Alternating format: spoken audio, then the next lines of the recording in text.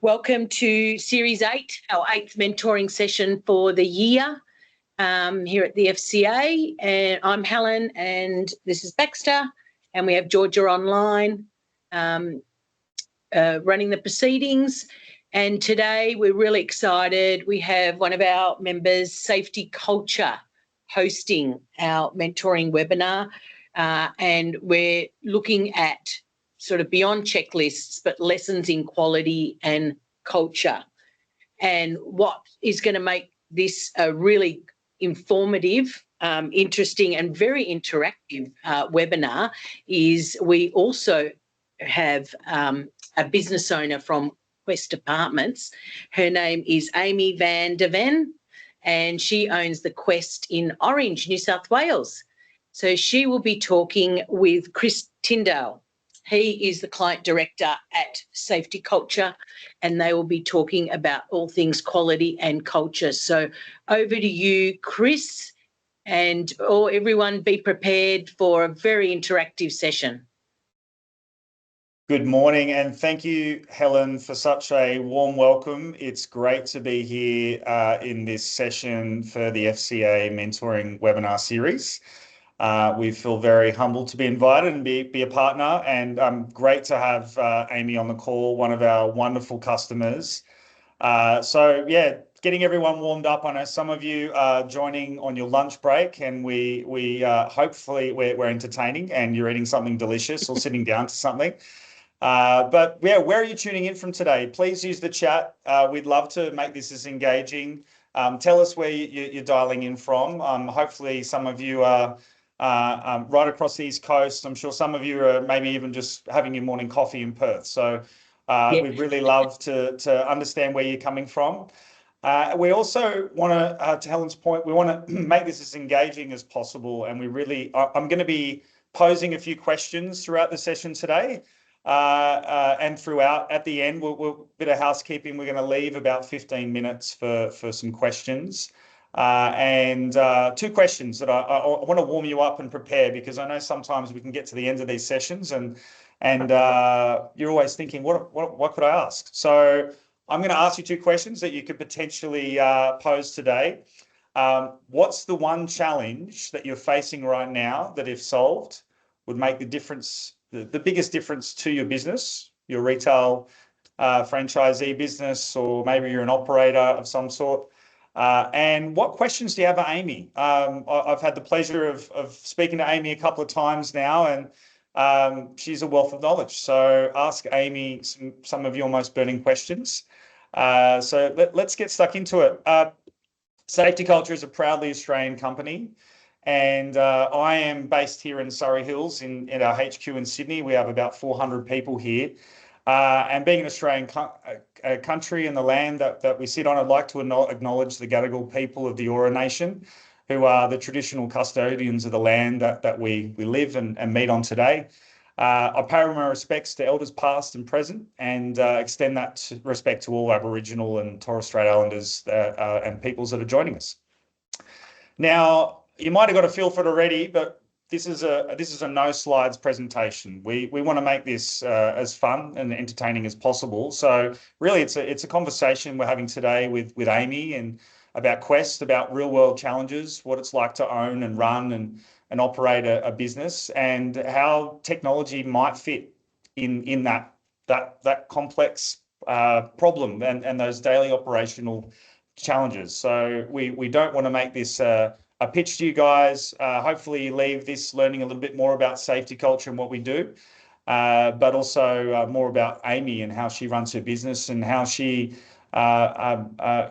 manages a high-performing team. A bit of an introduction from me. Helen already did a great job. I'm a client lead at Safety Culture. I look after our biggest franchisee and hospitality and QSR businesses right across Asia Pacific. And Quest is one of my favourite customers, so hence why we have Amy. So introducing Amy briefly, I'm delighted, of course, to have Amy. She's one of the most successful Quest operators in Australia. She brings 20 years of operational excellence from her vast hospitality background. Quest Orange is consistently ranked among one of the top 5 in the Quest network. And she's even earned a TripAdvisor Best of the Best award for guest experience. So Amy, bit of an interesting background. She grew up in Wodonga, so did I. She runs a Quest Orange. I also lived in Orange, so we kind of share that bit of regional background. But I love the story of how local roots and strong leadership and a commitment to people and excellence in culture can translate into great results. She's also an awesome skier. I think our first call, she turned up in a full ski outfit with goggles on, and I'm like, "Oh, hi Amy, is this a good time?" She's like, "Yeah, it's fine. Let's have a chat." So I just love her spirit and how she's just roll up her sleeve and get it done. So Amy, anything I've left out, I'd love to hear if that was an okay reduction. That was a great introduction. Thank you so much, Chris, and delighted to be joining you all today. I am off the ski slopes. I am in beautiful Orange. So hopefully a few of you may have even been to Orange before. We're a pretty great food and wine destination. So hopefully some of you have experienced some Orange wines over your time. But yeah, delighted to have you, and thanks so much for that wonderful introduction, Chris. My absolute pleasure. And yes, definitely a fan of, although when I was living there, I don't think I was of age to drink like beautiful Orange Chardonnay, but I've gone back and discovered it since. Yes. So some of you might know who Safety Culture is. You might know us as iAuditor. We've been around for a little while. We were actually we're a very fiercely proud Australian company, and we're founded in Townsville. And our founder, Luke Anir, was actually a private investigator. He founded us in 2004 and realised that there weren't simple mobile tools that could help workers be safe and prevent future accidents. And there was some unfortunate accidents that really drove him to and motivate him to go out and create this company. Now, fast forward to 2025, we've actually got offices in the UK, the US, the Philippines, the Netherlands, and of course here in Sydney, when we have about 400 people, developers and all of our cross-functional teams. And we're really proud to be supporting 2 million frontline workers using Safety Culture today. And as you know, I look after our important franchisee, QSR and retail customers. And from what we know, operators are under pressure. Frontline staff spend on average about five and a bit hours every week on low value admin, duplicate data entry, emails, paperwork. And that time is lost, and it should be spent serving customers to drive revenue. On top of that, I think head office teams, whether they're managing a vast network, but they're struggling to get like timely information, whether that be from audits or checks. And without that visibility, it's really hard to make the really important decisions on where to improve and where to spot risks early, so we can provide a better customer experience and make more money and drive our brand. So Safety Culture has been mobile first from day one. And we are more than a checklist app these days. We're a full capable training platform. We were able to deliver insights in real time, and better compliance and faster decisions improves margins. So Safety Culture now supports over 1,000 franchise and retail brands globally. And we're only getting started. I think by 2032, we have a goal to hit 100 million users. So enough about Safety Culture. You may already know us, you may not. You can reach out to us afterwards. But now I want to pivot and go straight into Amy, because she's the star of the show today. A bit more background, and I guess, Amy, what I'm really keen to dig into is more about your story. We've highlighted some of your achievements, I think, at the start of the call, but could you walk us through how you got there and where your career journey led you to become a Quest business owner? Sure.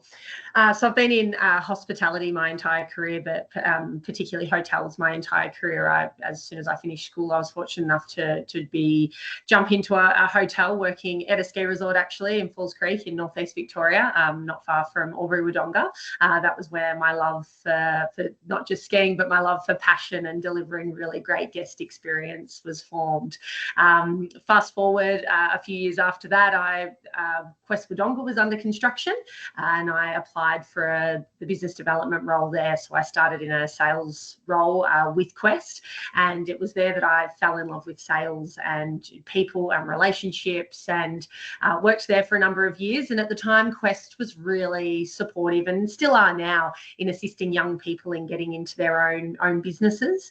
And so a few years after being at Quest Wodonga, I was fortunate enough to have another opportunity being Quest Orange presented. So I was working for a woman named Natasha Callawert, who is my now business partner at Quest Orange. So we've got a really wonderful story of, going from employee-employer relationship to being business partners for this venture in Orange. So I relocated to Orange almost 7 years ago now, and Quest Orange will turn 6 next month. So have been in hotels my entire career, but certainly it's come from a love. And I feel like hotels certainly do this.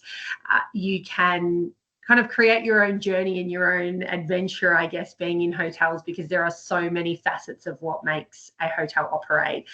You've got your front-facing housekeepers and GSAs on reception, but you've also got sales, you've got social media, you've got your marketing teams, you've got your accounts teams. So there's that's what I guess love about hospitality and hotels in general, that you can have a really colourful career across multiple departments being in hotels. So, and I guess working for a brand like Quest, I didn't know until I started with the brand that it's a franchise model, which meant that you could essentially be then responsible for your own wealth creation as well, which it's just a really fabulous business model to be a part of. And I always describe it as being in business for yourself, but not by yourself, which I think is, really testament to the whole franchising brand. Yeah, I love that, and I love the story of often the relationships that you forge early on in your career become much bigger partnerships. That trust and falling in love, I guess, with the operational side of delivering service to guests, and coming from a sales background as well, and being why don't I jump on the other side and actually run one myself? I'd be really good at it. So I love that shift in your career, and I guess what makes Quest's approach to franchising stand out in the market for you? Like, what drew you to be wanting to own a Quest? I think it's genuine people that have skin in the game. So, how I choose to operate here impacts my colleagues in Albury-Wodonga or in Sydney, and vice versa. The recruitment process to becoming a Quest franchisee is not for the faint-hearted. And I remember after my first, you have to go to our corporate office in Melbourne and sit down with the CEO, the CFO, the COO, and present your business case on why you think that you would be an ideal business owner in the Quest model. And, you had to go and present your high, medium and low case cash flow and potential projected forecasts and your business plan and everything. And I remember leaving that meeting going, whoever ends up getting Quest Orange will 100% deserve it. I have left absolutely no stone unturned. I have brought it all today. And it made me think, if I don't get this business, this is still a brand that I want to be working for and want to be investing in the future, because I knew that they were setting every single Quest business owner up for success, and it came down to their recruitment, and I think that's what makes Quest a real standout brand. Just like when I talk about in my recruitment process in my business, and so much of how our success comes down to that basic level recruitment at the very beginning. I think that's also what sets Quest apart from a corporate office level as well. Yeah, definitely. It's that culture, and I guess the the hunger. Culture is to me, it's what people do when things happen. What do they do in the worst situations, in the best situations. And I guess running a hotel, it comes with challenges, but I think there's some really interesting challenges that probably come from being, coming from a regional area myself. Running a Quest in Orange, I guess, comes with its own unique set of challenges. What's different, do you think, in comparison to running a hotel in Sydney or Melbourne? Yeah, I think regional, there are a lot of challenges and so many perks on the flip side as well. But I think some of the challenges that I've certainly faced, I mentioned when I had to, in our recruitment process for getting this business, I had to go and submit high, medium, and low case cash flow scenarios. And 6 months after opening my business, I was hit with COVID. And so it was kind of, this was never in the business plan. I'd never budgeted this in, like many of us hadn't. But I guess, just to be able to pivot and stay nimble. But I think one of our biggest challenges regionally is, and especially on the wake of COVID, was that the recruitment and trying to get the right people in the right roles. It was hard in regional. Like I could find people to relocate out here, but the housing market in Orange in particular just skyrocketed because every single person was wanting to move regionally. And so when you're recruiting that lower, income worker, they're being outpriced of regions. So that made it really challenging to find really good staff. And then from a procurement perspective, I have one linen supplier, so the prices are the prices. Yes. I can't go out to market and go, here's the opportunity to be servicing linen for an 80-room hotel. Give me your best price. The price is the price. So that can also be a good thing, because it gives you an opportunity to really establish these relationships and really work hard on having a two-way, stakeholder relationship. But it also does poses some really, confronting challenges that do affect your bottom line. Yeah, absolutely. Yeah, it sounds like the smaller pool of workers that you can find that are able to work in a hotel, and then limitations around suppliers as well. That wouldn't have even occurred to me that there's only one linen supplier big enough to supply. Probably got a monopoly on the market in Orange by the sounds of things. Yeah, that's exactly right. There's a good opportunity for that here. But in saying that, though, we had the floods out here. It must have been 3 years ago now, and I couldn't get linen, and so I was then relying on the relationship of the Quest brand. So our friends at Quest Penrith, just across the Blue Mountains, I was driving there picking up linen. So the power of the brand and the stories like that come out of those challenging times can also be really, really great as well. Yeah, it was a real exercise in rolling up your sleeves and trying to just get it done. I mean, there were so many different challenges. When I hear these stories all the time from franchisees, where the food outlets that all of a sudden just went, almost down to no customers, and then some actually did really well through deliveries and things like that. So it was really, really challenging time, and I think. I guess in terms of other challenges and opportunities, we're constantly focused on that safety culture, and every year we do a bit of research from our customers, survey them. It's a global research initiative that we do called Feedback from the Field, and this annual report compiles and studies the experiences, the challenges, the perspectives of frontline workers, not only just in hospitality, in the franchise world, but also across all frontline workers. And they're the ones who are out there, with the customers, doing the work. And there's three elements that we sort of see come up every year in different varying degrees. But we, using data like workout, burnout, and retention. I imagine you can probably identify that. I probably did mention at the start, I've also come from a hospitality background, and I really identify with burnout. I think when I was a chef, I was doing 90-hour weeks in fine dining. Hopefully that doesn't go on anymore in the industry as much as it did when I was a chef 25 years ago. But you know, we do see that quite commonly in hospitality, you know, workers and management being asked to do more with less. And the data that we have, 38% of hospitality workers cite burnout from either from unrealistic expectations. 68% say managing a team is emotionally draining. And also, in addition to that, better pay and benefits, 27% is something that they're looking for, plus recognition. 30% are the top asks from frontline staff around what they're really asking for to stay engaged and avoid burnout. For you, a question for you, Amy, how have you address staff burnout and turnover in your business, especially considering you've got a smaller pool of talent that you can draw from in Orange, and you know, what is recognition and I guess been involved in terms of your leadership and keeping the best people?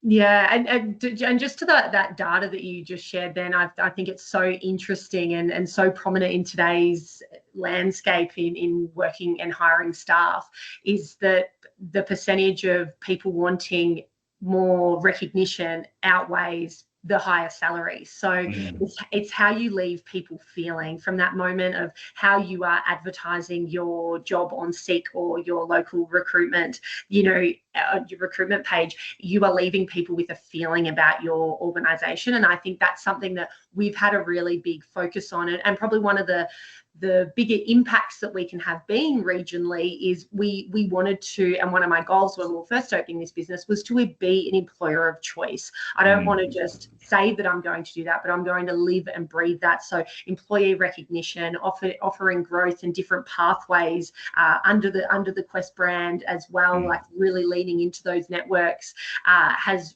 really, I think, put us in good stead to attracting and retaining staff. I've got 6 of my original team still working for me that opened in the pre-opening phase of Quest Orange, and majority of them started casually with me, and they have moved up into make up my practically entire senior leadership team now. So I think for me, it's burnout isn't just about long hours. It's about not feeling valued and really making each and every team member feel valued, and that will be different for everyone.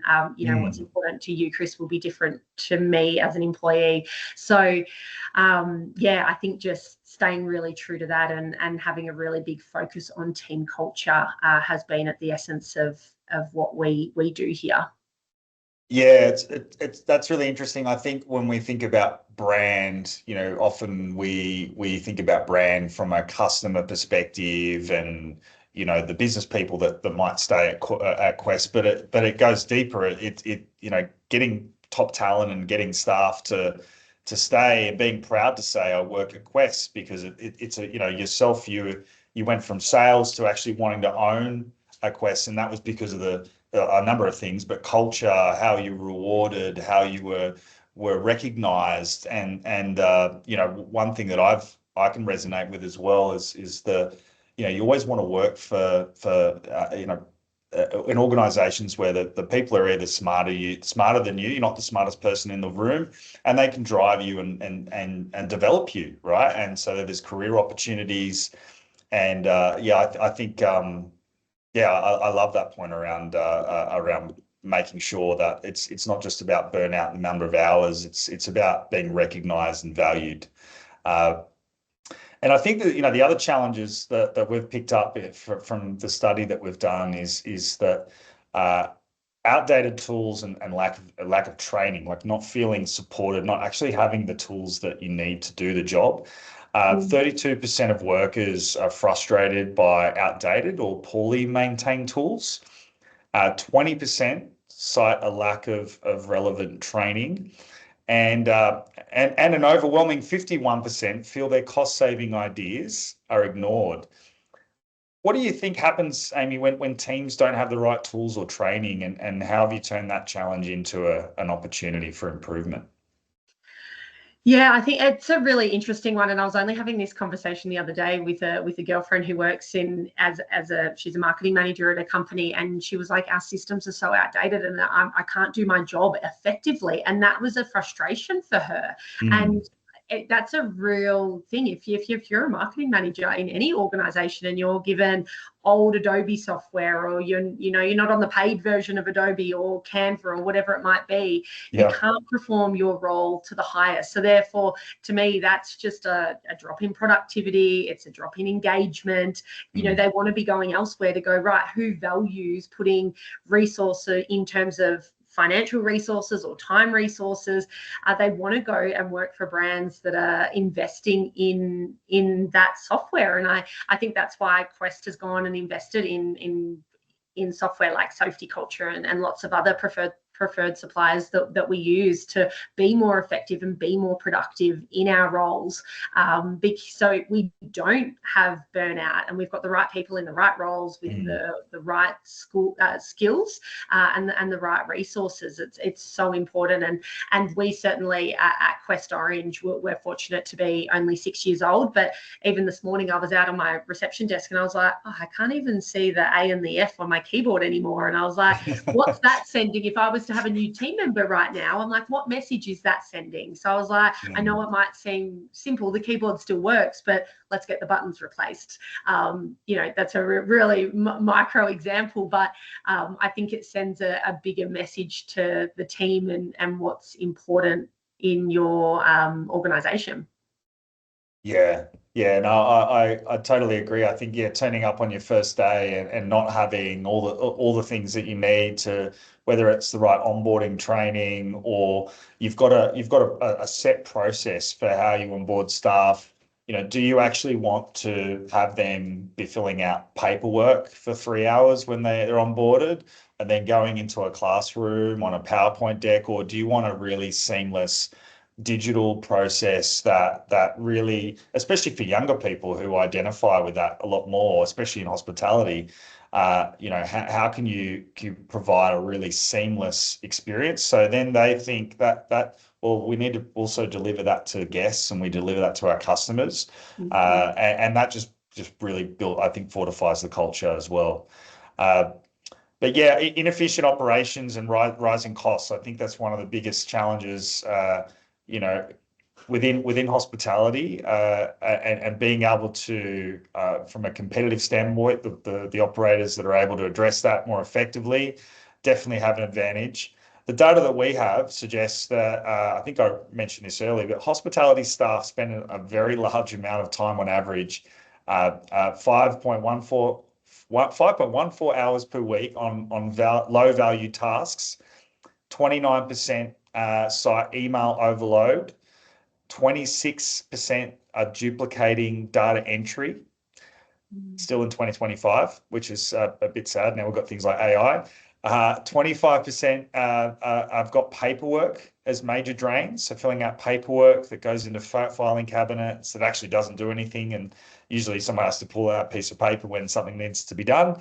And 20% of workers see them as tick box exercises. So they're just, I've got to get this paperwork done so that I can get on with the value of doing what I actually need to get done. So question for you, Amy, where have you seen the biggest wins from streamlining operations, and how do you make improvement initiatives feel meaningful rather than just another task? Yeah, I think that to your last point there, I think it's so important to take people on the journey and the why we're doing things. So a couple of years ago, we went paperless, and you're very much a hotel. You arrive and you get the paper registration card that you're signing in with pen and paper, and then it goes into the drawer and it's attached to the printed out paperwork. And anyone that's ever stayed in a hotel, you probably you don't know, you just have to have stayed in a hotel to have experienced what that check-in process can be like. And so I think taking my team on that journey and using the moving to paperless as that example, it was we want to make things effortless, not just for our team. We're no longer having to print paperwork out and double handling in emails and printer cartridges and all of that, but also effortless for that guest and that guest experience. When you arrive, you're now met. Well, if you've done a pre-check-in online, you're not even having to sign anything. You just, here's your room key, have a great stay.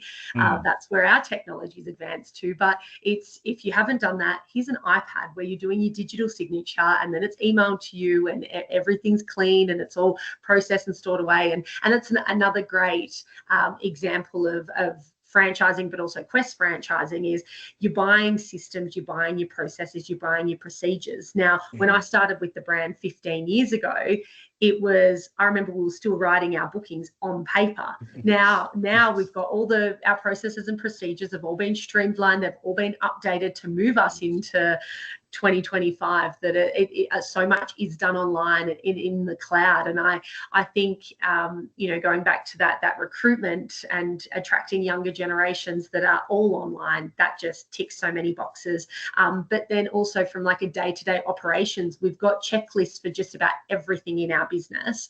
That from that housekeeper that goes in to clean a room saying, I've done the bathroom, I've done the bed, I've done the XYZ. It isn't just a tick a box now. It's actually, what is the impact that this is having, and how is this important, and why is this important? Because I'm now getting a guest review that's saying, oh, I loved that room because it had XYZ in it, and that's able to filter back to those checklists. So there's so much power in the brand in doing that, but I think taking the team members on that journey from the very beginning is so vital to getting it right.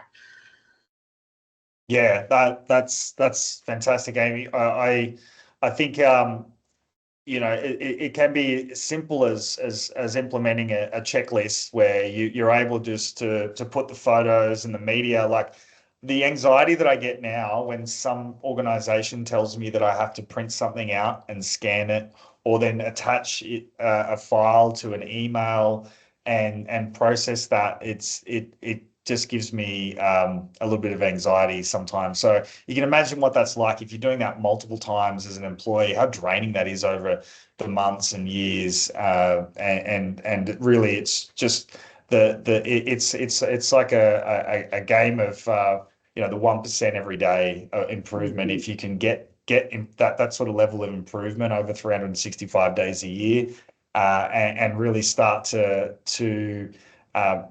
get that efficiency translated into guest experience, so the team have more time to spend on leaving a great review. It's those little tiny details that make all the difference, that unfortunately can get lost when you're buried in paper and you're using old tech. Absolutely. And you hit the nail on the head there, Chris. It frees up brain capacity, or that mental load, to actually be able to go, I want to be focusing on the guest. You can take that extra 2 minutes to be able to have a really impactful, meaningful conversation with a guest, instead of it just being a tick and flick and next. You can actually have that time to create those connections, which is it doesn't matter what business you're in, we're all in the business of human connection at the end of the day. Exactly. Yeah. And I guess that's a big part of Quest's opportunity as a group as well. Like when I go and travel and I stay in a Quest hotel, I want that same Quest experience wherever I go. And what are the systems to measure that everybody's doing the same process, and how long it's taking, and maybe there's certain sites that aren't actually delivering to the same standard that Quest has. We've got tools now that can help us measure that and measure the 1%. Measure 1% over 118 sites is a lot when you're looking at revenue and brand experience. But yeah, in terms of the market changes in ANZ and Australia, in Orange, I mean, you're very well connected with a lot of the Quest operators and have been for some years now. What sort of challenges do you hear from them around what they're facing most often?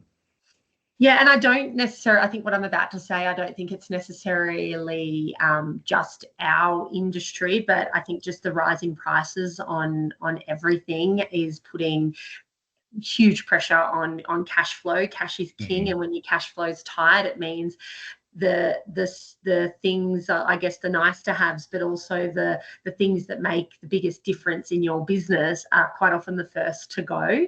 And so I think a lot of our business owners within our network are really feeling the pinch of that. So we're wanting to deliver on this really high standard and this really high service and cleanliness and effortless experience, but combating that with higher rents, high electricity, linen costs. That's, I think, the biggest challenge for not just us, but potentially a lot of businesses these days. Yeah, rising costs, definitely a lot of supplier challenges, and I think there's a bit of a hangover, I guess, almost from COVID that we're experiencing now. And are there moments where you've had to, I'm maybe putting on spot here, where you've had to, I mean, you used a great example before early on in your Quest experience, but are there moments where you've had to pivot strategy because of a changing customer expectation or the market's changed in conditions? Yeah, and especially in for us being regionally, and I'd say this is one of the challenges that we face is when someone is traveling out here, they quite often expect that because we are based regionally that we should be cheaper. And for those, I've had so many people go, you don't have a view of the Sydney Harbour. And I'm like, oh, I didn't realise you needed a room in Sydney tonight. Here's our price. So I think managing those expectations around when, we aren't quite often the cheapest, but we have to be charging these prices because we have X, Y, Z rising costs. We're in business to be able to continue providing the really great customer experience that you've become accustomed to over the last few years. We want to be able to still keep delivering on that, but it does mean that your pricing for the next 12 months is blah. So I think that's been one of the challenges that I have to continually keep educating our clients, but also continually educating the market and my team and myself.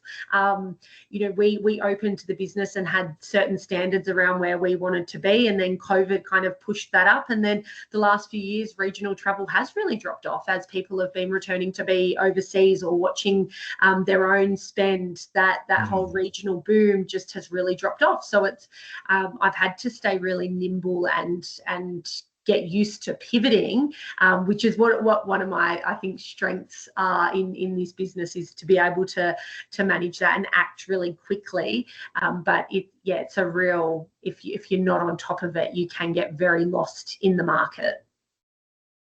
Yeah, and I think the ability to kind of think fast on your feet and pivot is such a, there's always going to be changes and challenges, and touch wood, we never get something like COVID, but in today's market and everything that's happening in the economy at the moment, we kind of need to be ready for almost anything. But I think part of what I'm hearing, some of the themes around the culture at Quest and it seems like that there's a lot of trust between and alignment between the different franchise business partners and owners like yourself. How have you kind of fostered that that learning and I'm sure there's some mentorship along the way that you're giving or receiving. How have you fostered that and really made sure that you're learning from the best operators in the market and also helping those new ones that are coming into the market as well? For me personally, I've always had a really curious mindset. I don't have a university degree. Everything that I have learned has been from rolling up my sleeves and learning firsthand. I always say my COVID experience is a lived experience MBA, because I had to learn it all, and I had to learn it all really, really quickly. So in many ways, I'm really grateful for that experience, as challenging as it was. But I mentioned earlier Natasha Callowert, who is my now business partner here, and there was a third business partner, James Blanchett, who owns Quest Sydney Olympic Park now.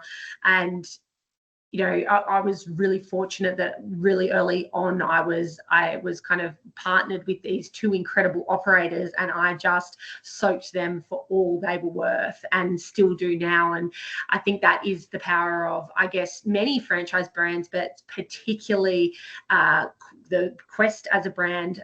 Part of their recruitment process is, I think it's stage 5 of the recruitment process, is you have to pick up the phone to 3 existing franchisees and ask them questions. And so I quite often will get that phone call now and say, you relocated to a regional town, you didn't know anyone in it, how did you do it? You also opened a new business, etc., etc. Guest experiences is my forte, so talk to me about that. And so I love being able to give back, but that is instilled from a recruitment process at Quest, that is the culture of the Quest brand, is we're all in it together. And I mentioned earlier, I'm only as strong as my colleagues down the road, and I'm only as weak as my colleagues down the road as well. So having each other's back and learning off each other is just so important. And if you don't have a mentor in whatever business or industry you're in, I would highly encourage you to get one. And I don't think it doesn't always need to be a formal, hello, can I be your mentor, and can I pay you, or can we have a coffee? It can just be, I've got a question, can I have 10 minutes of your time on a quick phone call or a Zoom call? It's so valuable. Yeah, often that's where it starts, right? Just being curious enough to ask the questions and thinking a little bit differently. Who in my network could help me ask that question? And often that's when you build really great relationships over time, and you really connect with somebody that turns into a mentor, right? It never usually starts with like, can you be my mentor? Yeah, I like that you called that out. But yeah, coming back to how we talked a little bit about how you're using safety culture so far, but could you share a real example of how a digital tool like safety culture has helped Quest and managing the Orange business in your day-to-day operations? Yeah, so for us, we use it for everything from how we track incident reports, whether it be guests or staff. All our incident reports are tracked through there.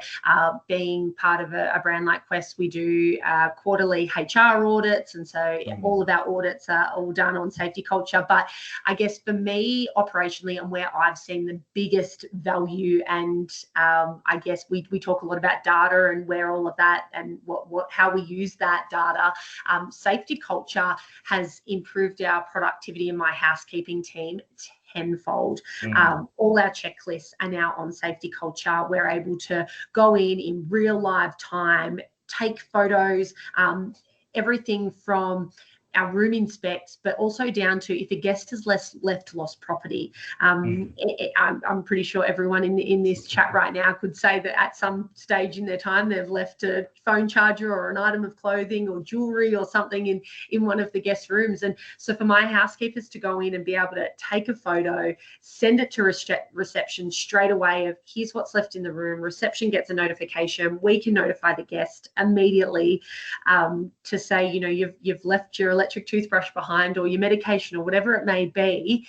That, number one, just streamlines a process internally, operationally, but also provides a really incredible guest experience. That guest may be 5 minutes down the road and they'll be able to say, I'm going to quickly turn around, or I'm coming back next week, and we'll be able to figure something out. So I guess a safety culture has not only improved our efficiencies, but it's also then improved and helped grow our guest experience. And so if a guest goes online to, I need accommodation in Orange tonight, we're sitting, number one for guest experience in Orange. I'm more likely to get that booking. So, that whole sales funnel, it's, even though it may just be a ticker box new process, but it's actually converting to bookings and converting to revenue. So safety culture has been a big game changer from us. I've had to do a really big shake up in my housekeeping team recently, just to be able to, we needed to be reducing some of our wage costs in that area. So I've taken the team on a really big change journey recently, and it's meant me getting really vulnerable with my team about some of our expectations and and things that are happening within the business now, but having a resource like Safety Culture to be able to help drive that has made a world of difference in our business and the way we do things. Yeah, absolutely. I imagine that would be one of the biggest gains. I mean, yeah, every time a guest stays there, they need to have their room cleaned. They need to that whole presentation of when you first open the door and that room experience. If it's not quite right or the quality hasn't been managed, immediately, like that could really start a bad experience. And I love that example of just as simple as the amount of times I've stayed in really high-end hotels and I've had to chase them to, like, because I've left a shirt or something important in the wardrobe, as I always do. I'm pretty forgetful. Having to chase them, and they're like, oh, let's look in the lost property. But you already knowing that and proactively reaching out, it would be a huge, like, I'm going to go and leave Quest Orange a review now because that was exceptional. I'm conscious of time. We're going to make sure we've got some time for questions. So hopefully you guys are thinking of some. But in terms of the biggest impact, I think you mentioned a really good one there. But what else are you guys potentially looking at Safety Culture for in terms of efficiency gains? Like where else do you think you need to improve the hotel operationally to really start to try and deliver some other opportunities? Yeah, I think, and you've touched on it throughout this talk, Chris, having data is like key. Data is so invaluable. And the moment that we've got access to data, it's, you're not just making a guess decision about something, you're making real informed, fact-based decisions in your business. And that can be everything from operational to or your leadership. And we touched on it earlier about the onboarding of new team members to be able to come in and say, here are all the tools and resources that we have available to you to make your role effortless. So you have more time to spend with our guests. I think that's what it really comes down to, and partnering with Safety Culture to be able to improve those efficiencies it pays off in tenfold because of all those examples that I've mentioned earlier. But I think definitely in our business, the housekeeping component, the efficiencies in terms of big brand as well, being able to go, your HR audit is now on Safety Culture. Here is, if you ever got in hot water, here is your back to basics checklist of what you need as standing operating procedures, not just compliance for Quest, but also compliance for our industry award or Fair Work, whatever it can be.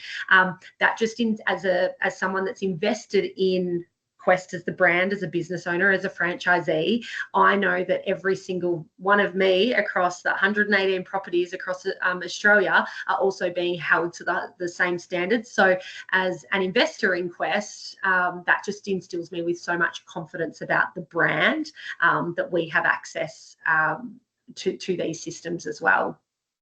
Yeah, absolutely. I think the data and analytics piece, you don't know what you don't know, and I think the data helps tell that story, whether it be, and also being able to find it in retrospectively. If something happens from a HR perspective, where's the audit trail? Where it's very hard to do an audit trail with paper if it hasn't been stored or and then maybe there's somebody already doing that manual entry, and you can remove that from efficiency point of view.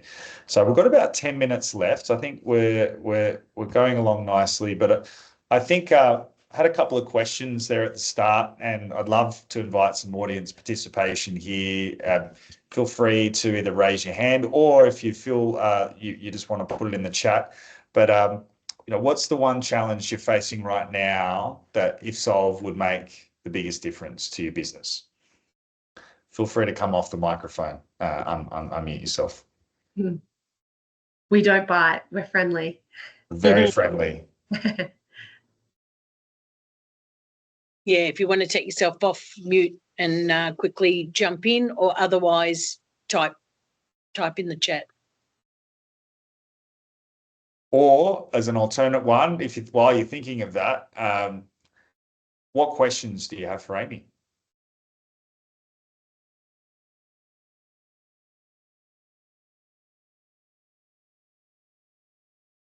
I might Everyone's start picking quiet on. today. That was a lot of information. Yeah, we've done a lot of talking.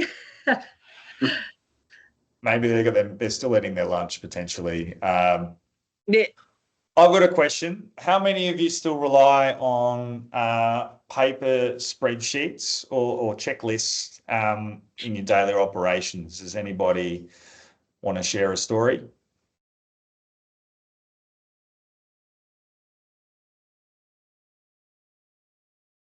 No? All quiet. No, everyone's All quiet quiet. today. Why is that? I'm going to start. I might even ask somebody if that's okay. Baxter, are you online? Yeah, that's me. Oh, Baxter, yeah, sorry. I'm just scrolling through all the users here. There you go. I don't think I can see everybody. Well, maybe I'll ask you another question, Amy. While our audience think of Chris, why don't I ask you a question? Actually, turn it around. Yeah, because the other day, like we've had a couple of calls in the lead up to this call, and you were explaining one of the features that Quest is yet to get of Salesforce. Safety culture. So it's coming, but what's one of the, I guess, most exciting features that you love about safety culture that's either coming or that is already available to people? Because there's so many great ones that I've mentioned already, but what's something you're excited about? I love it. There's one that it's just about to become available in October. And one of the challenges that we've been hearing from our customers for many years now is their ability to they want to onboard their internal employees with training, doing audits, checking for quality, all of the things that we've been talking about today. But one of the challenges is managing external people, so contractors, the plumbers, the electricians, and I imagine you'd have a few of those in a hotel, Amy. But we've actually been working on this feature for quite some time now, and it's effectively contractor management. So it's the ability to manage an entity. So it might be Bill's Plumbing, and Bill has a team of plumbers that need to have the right credentials to come on site to your hotel.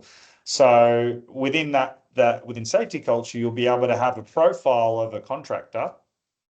And within that, we can make sure that we've got all of the credentials, the start date, the expiry date, their insurance, everything that they need to be compliant, to be on site and do the work, and a record of that. So there's an audit trail, and being out, and also when they're actually on site, being able to give them tasks to do, so that you might be assigning actions. You might be giving them an inspection to do when they're actually surveying, like the plumbing work that needs to be done. You want to actually, because you're managing a network of franchisees, you might want to see photos. You might want to see a full detailed report of the work that needs done. And then that can be shared. So that's what I'm really excited about. I think we've got a lot of customers already been testing it. We've had some great feedback, and we'll be launching that in a couple of weeks. So I think being able to extend that safety culture experience in a compliant way to external parties that are coming on site and doing work and engaging with you, I think it's going to be a game changer. That would certainly be a game changer in our business. I was just thinking that is one area of when contractors come to sign in, I'm still having them sign in on a manual piece of paper that then gets filed. And I'm still asking for, copies of their insurances and their compliances. And then when the job is completed, one of my team or myself has to then physically stop doing what we're doing, go and check that the work has been completed. So that would streamline a lot in a business like ours. Yep, it's something that we're looking to deliver to Quest in the coming months. So it's exciting. I'm definitely having conversations with the team. So hopefully it'll be extended to you sooner rather than later. And it'd be great. I think Helen, if unless there's so many other questions from the audience, love for you to. Well, I think everyone's been quite quiet today, but I tell you what, that was a lot. There was a lot of information, and I for one, because this area does really interest me, and I have used iAuditor before in franchises that I've been part of in the past, and for me, I think I'll be listening to this recording not once, but a couple of times to really get a hold of all the information that Amy just shared with us. And your question at the end of Chris was brilliant. So I think today was great. I've even written down things myself that are important that, you know, again, when I'm talking to other franchises around, I'll certainly be relaying some of this information. So thank you very much to Amy, number one, because like just your information was so invaluable. And you know, and even though everyone didn't have sort of questions, I'm sure they're going to walk away with lots of information there, and in passing on the recording as well to their other colleagues. And so thank you very much. And Quest, is a major member of our, community. So lovely to see, how much you care, your guest experience, everything that does improve from a lot of the stuff that Safety Culture is doing as well. So I do want to extend a thank you to Chris and Joe, who's also on the call today from Safety Culture. You're a great alliance, great member for us to have. And you've got all of the franchise and ease, hearts there, because you can't get away from culture, as we said, quality, compliance. It's the bread and butter of all brands. So thank you to you all. And interesting, you spoke about mentoring because our next session, it's in 2 weeks, our next mentoring session, Tuesday 14th of October. We are talking with the team at SBMS, Small Business Mentoring Services, because we do know that mentoring is an important part of franchising. So thank you everyone for attending today. Sorry that you were so quiet, but that's okay. I will see you all in 2 weeks. See you later. Thanks very much for having us today. Really appreciate it, Helen. Thanks, Amy. Thanks, Chris. Great to have the conversation with you Amy. today. Thank Thanks very you. much. Awesome.